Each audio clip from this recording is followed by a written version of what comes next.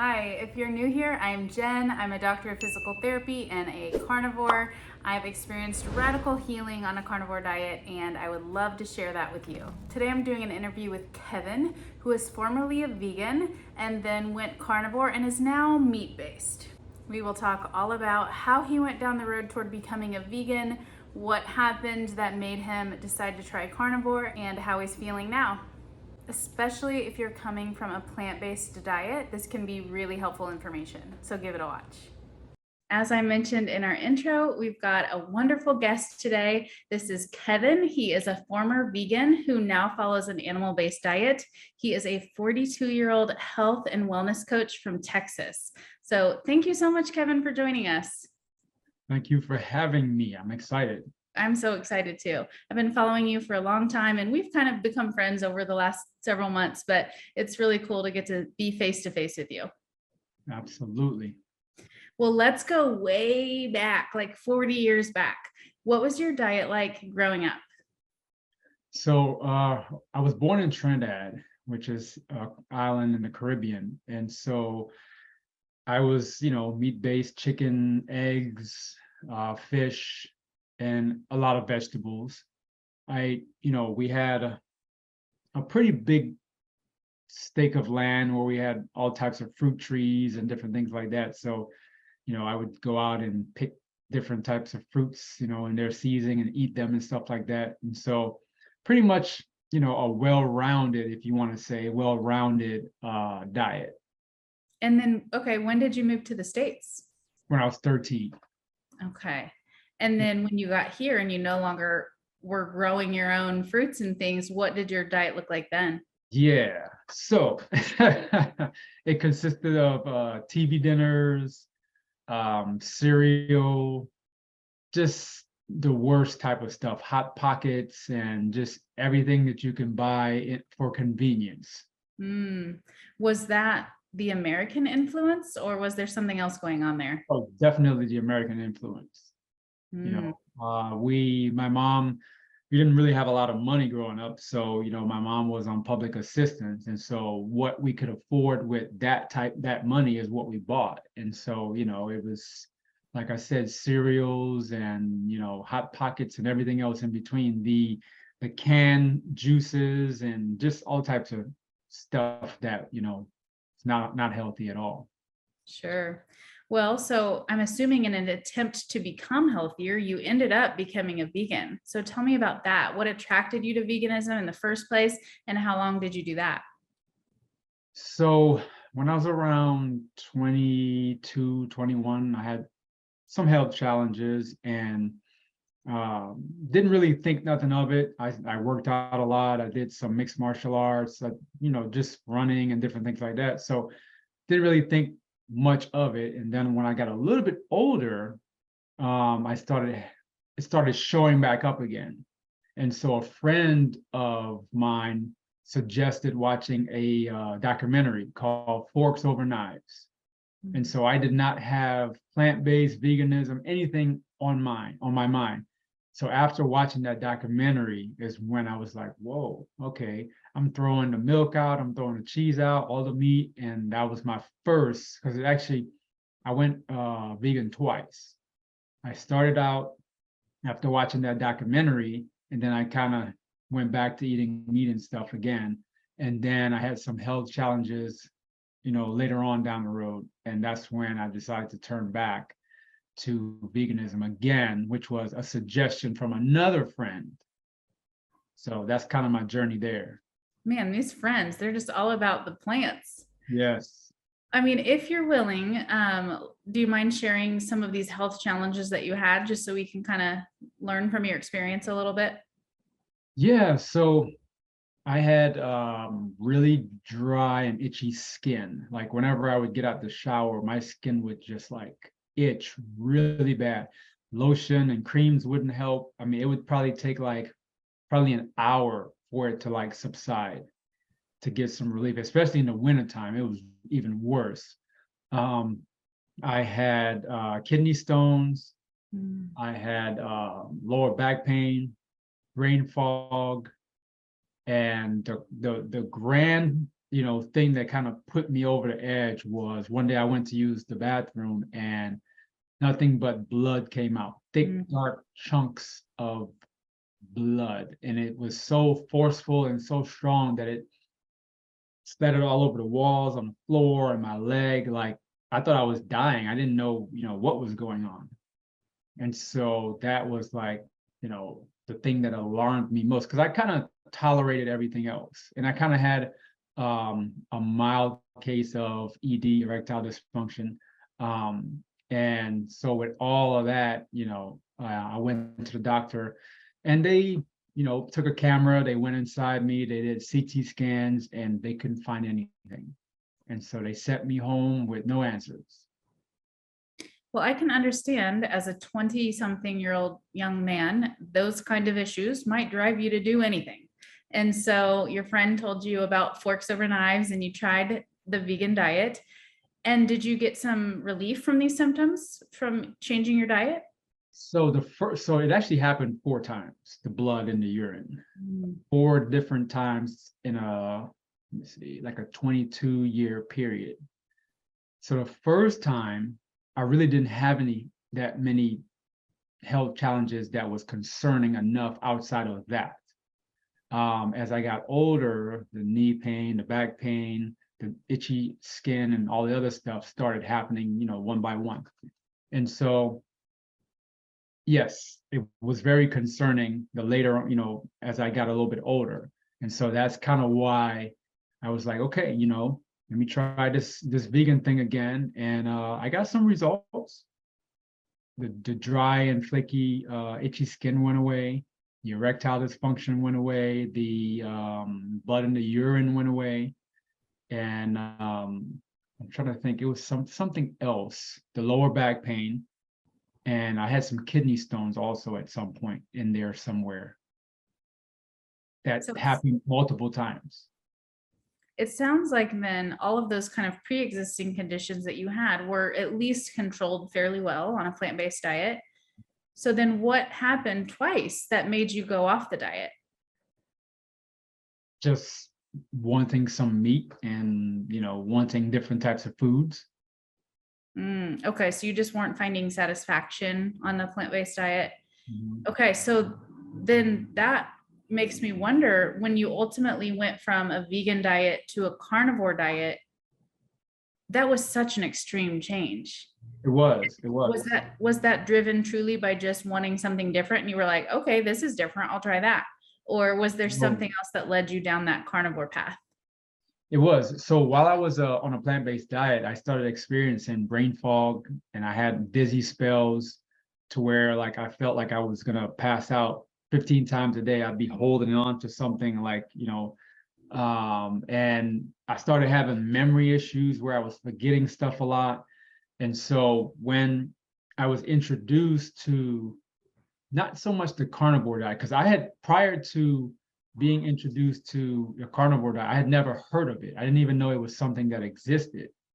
And when I found out about it, I kind of pushed it off. I was like, these people don't know what they're talking about. They're crazy, And someone, a friend of mine suggested sending me some information for me to read and look at.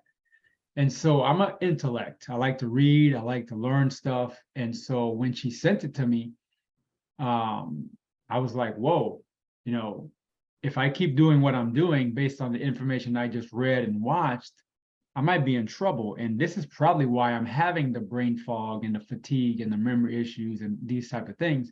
And so that's what made me interested in checking out the carnivore diet, because it was the nutritional aspect that I realized that I was lacking. Okay, that makes more sense. So you were getting better on a plant-based diet, wanting meat, but still feeling good, but then started to have some health issues again. And that really prompted you to make a change. I completely understand that. Okay. So then yet another friend had a bright idea for you for a new diet. And man, you've got some good friends who are this person was a stranger at the time. They became my friend. They just reached out to me on Instagram, like, hey, let me just send you some stuff, because we were going back and forth. I'm like, you don't know what you're talking about, blah, blah, blah. I'm like rolling my eyes, when she's like, let me send you some stuff. I'm like, okay, whatever. And so she became my friend after the fact. I see. Okay. Well, this opens up an interesting conversation then. Having been a vegan twice for an extended period of time, actually, let me ask you, how long were you vegan both times? A total of 5 years. Okay. What is that mindset like when you're so dead set that vegan is the way, and then someone offers alternate information? My feeling is that there must be a feeling of threat or something, and that's why all these vegans keep commenting negative things on my Instagram page, even though I don't go to their page. But I would love to know from you, someone who was vegan yourself, what is that mindset? What's happening here? So I think it's a couple different things. The first thing I want to point out is the fact that I think a lot of people who turn to, I'll say, a plant-based, because veganism is something a little bit different. That's more of not wanting to harm animals. But I think a lot of times people turn to a plant-based diet because they either have health issues, or they know someone that have health issues, or they know someone that has passed with health issues. And so the whole plant-based crux, it's about preventing diseases and curing the current disease or the issues or the ailments that you currently have. And so that's how it's presented. And so when you're coming from a sense of vulnerability, because that's really what it is, it's playing on people's emotions and vulnerabilities. When you're coming from that place, it sounds good.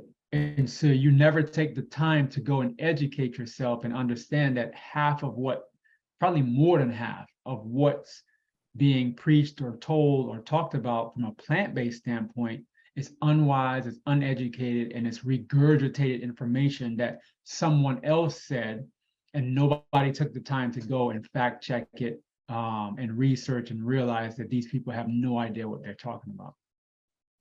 Now, I will say, I'm certain they're saying the same thing about us in the meat-based community, but I don't disagree. Mm-hmm. So let's get back on track. Your friend told you about the carnivore diet. You decided you were going to try it.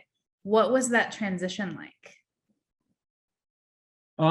So prior to that, I had my Instagram channel, and I was, doing videos about plant-based and talking about meat, and I had a few followers, and they were like, yeah. And when I realized that I was going in the wrong direction, I was like, man, I have to say something. And so that was like the dreaded weekend where I'm trying to decide on whether or not I'm going to wait. I'm going to just be like, I was wrong. Maybe I was wrong. I'm going to give this a try, and I'll let you guys know what I think. And so I decided to just come out and say something. And I made a video saying, hey, I discovered some information. I think I was wrong, and I'm going to put myself on a 30-day meat-based diet. So that was scary. Did you get death threats? Close enough. Yeah, I bet. Yeah, people said, you're crazy, why would you do that, blah, blah, blah, blah. And I'm just like, let me tell you why. Let me explain it. Do you know if anyone that was following you before when you were plant-based is still following you now? Yeah, there's a few people that are. Okay, that's very interesting. That would be a very interesting experiment to get to watch in real time. Yeah, I'm sure. Now, physically, what was the transition like? I mean, did you go right into an all meat diet, or did you ease in? It was 50-50. I think the first time I had the meat, it was like meat and potatoes. So I had like some steak and potatoes. And then I think after that, I had like some scrambled eggs and steak or something like that. But the interesting thing is, the first week that I tried it, my brain was like, hey, listen, whatever it is you just did, we like it. It was almost like it was this surge of energy that came in my brain for the first time in a long time. And that's the best way I can explain it. And I was like, oh, okay, I think I'm onto something here.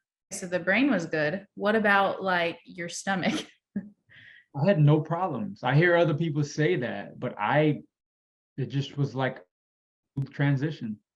Wow, that's incredible. Okay. So how long do you think it was between the time you had that first steak and potatoes to when you were just eating meat?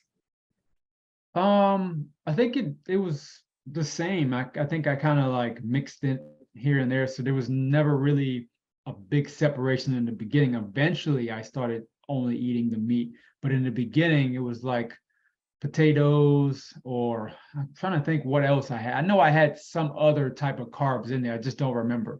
And I was kind of still craving like fruit juice because I would like juice my own stuff and my fruits. And so I would get like a juice once a week because for some reason I still was craving it. So it took me a little while to kind of get off of what Hmm, I was doing for so long. But eventually the cravings and stuff went away. I see. So would you say a couple of weeks or a couple of months that you were still eating some plant foods and some juices?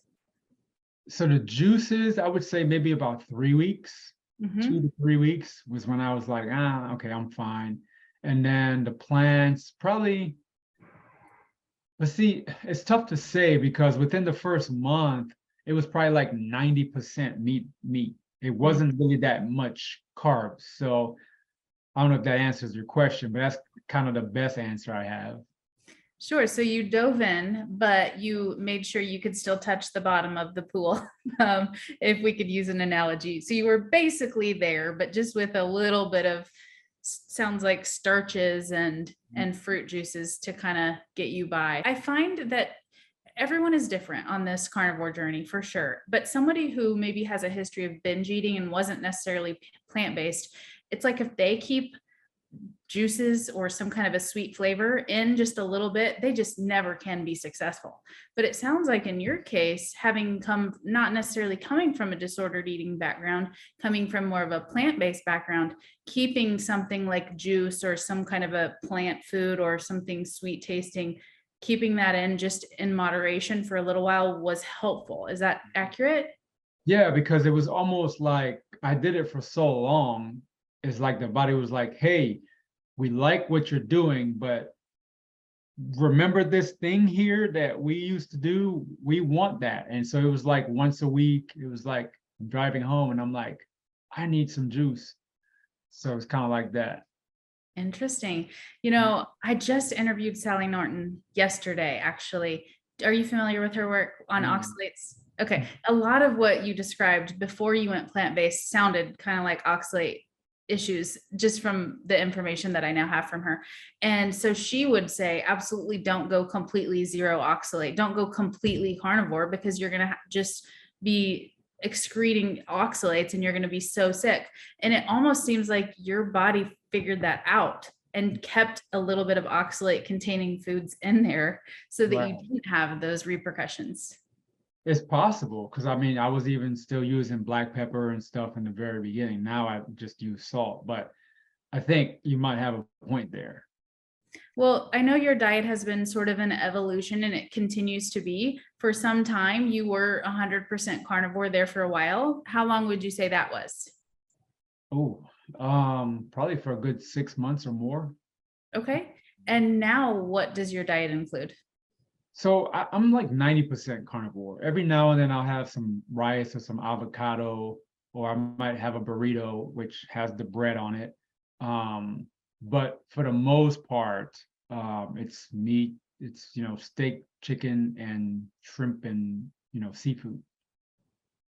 Okay. So, a very meat based diet with a few carbs here and there. And I how, do drink raw milk. okay. I Mhm. mean, I would consider that carnivore. Some people, I guess, wouldn't because it does have a little bit of carbs, but Yeah, if it's an yeah. animal product to me, it's carnivore. Mhm. And how are you feeling eating this way? Good. I feel great.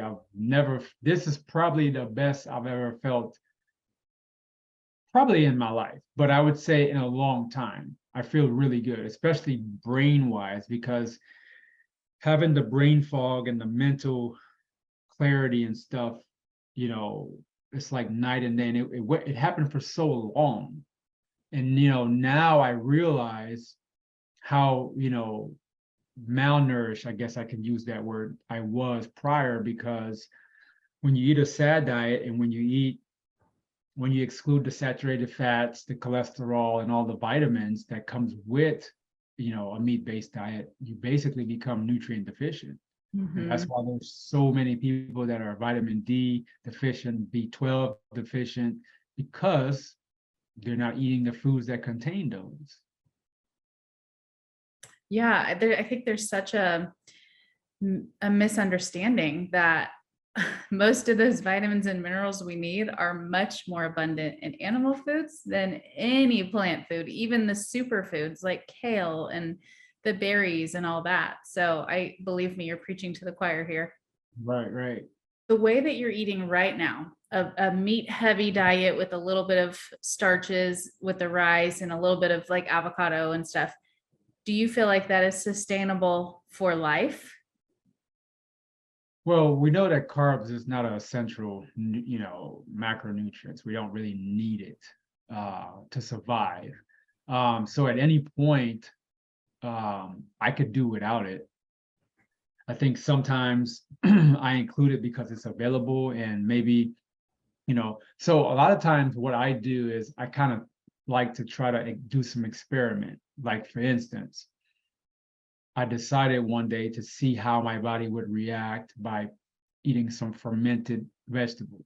And so I would eat in the morning and I wouldn't, be hungry again until about 11 o'clock. I go to work pretty early, around 6 o'clock-ish, and I wouldn't be hungry again until 11.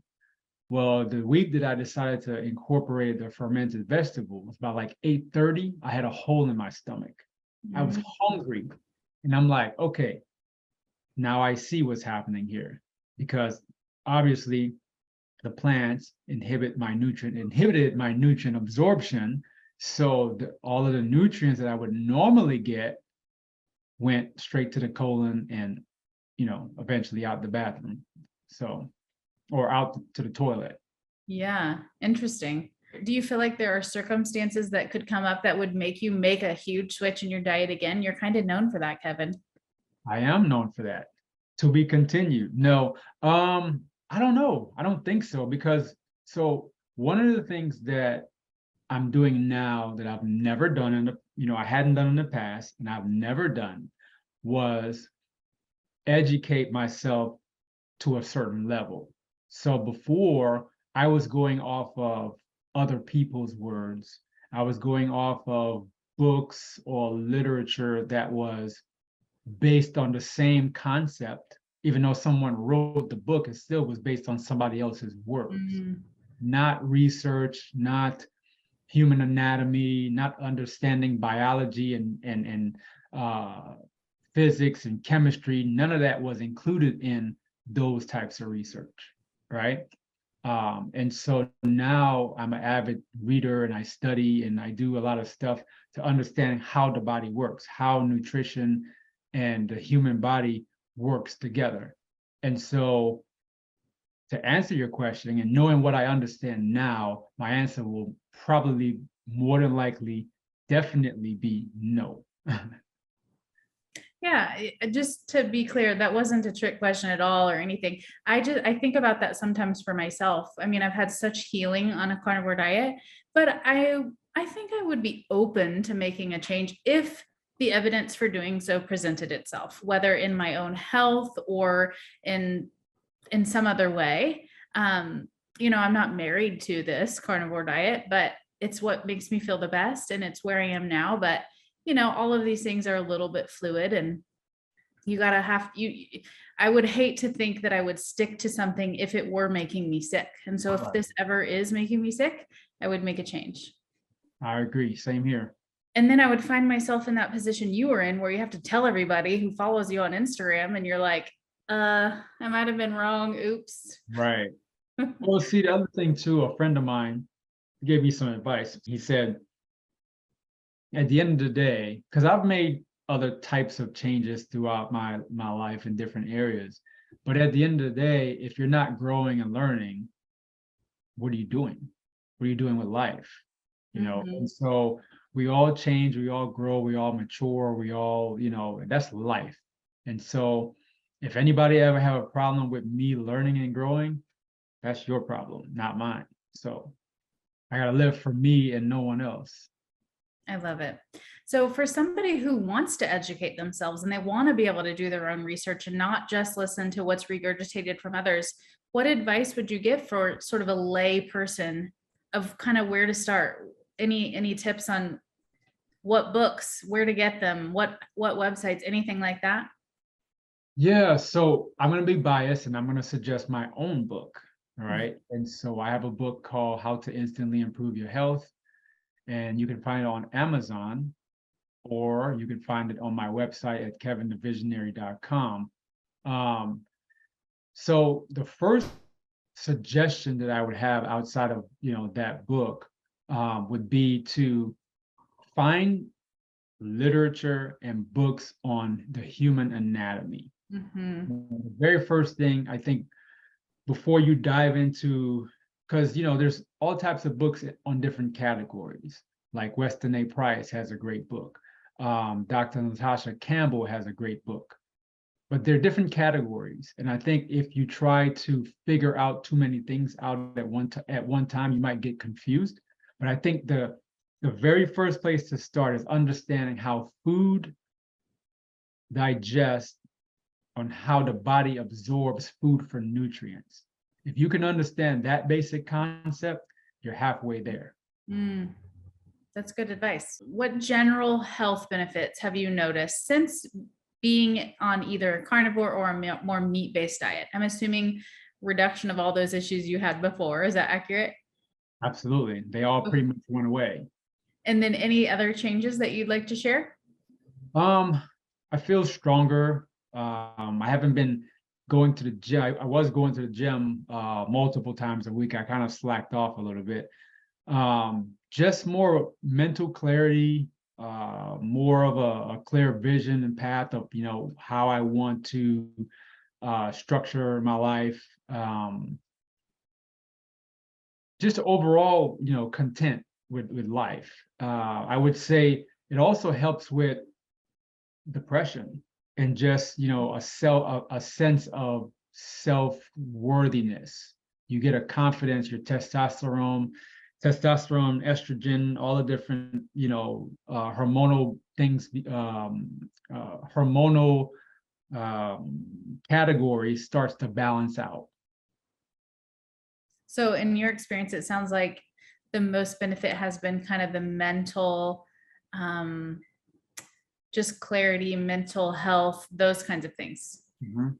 Yep, I mean, that's probably worth it. it is definitely. After you had all of these benefits for yourself, you started sort of teaching other people through your various social media platforms and also doing some coaching and stuff. So how did you decide to start doing that?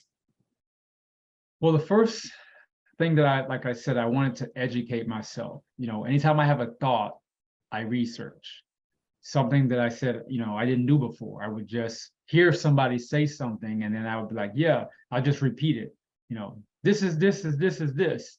But now when I hear somebody say something, I go look it up. I go research it, multiple different platforms, different, ways to see if I can come up with something opposite of what they're saying or come up with the same results. And then when I find something that's the opposite of what they're saying, then I have to look at whether or not that topic is biased, because a lot of times you will find articles and different things, that goes against a meat-based diet or goes against how food is digested in the gut. But when you really look at where it's coming from a bias standpoint. And so that's also something that we need to be mindful of, that a lot of articles, literature is written because someone is backing that information for a specific reason. Sure. Okay, so you started learning for yourself and then you just started sharing that with others too.